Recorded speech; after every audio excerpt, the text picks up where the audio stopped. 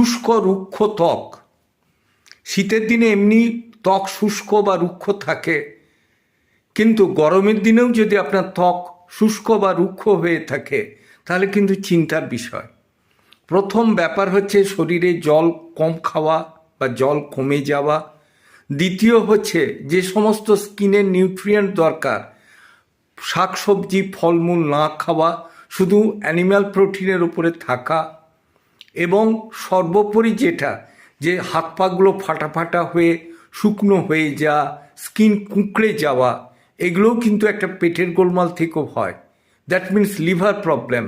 যদি আপনার পায়খানা পরিষ্কার না হয়, ক্ষুধামন্দা হয়, এবং রাত্রিরে ঘুম যদি পরিষ্কার না হয়ে থাকে, এবং সকালে উঠে যদি আপনার ফ্রেশনেস না হয়, বাওয়েল ক্লিয়ার না হয়, তাহলে আপনার ত্বক কিন্তু শুষ্ক রুক্ষ এবং ঠিক যেন সাপে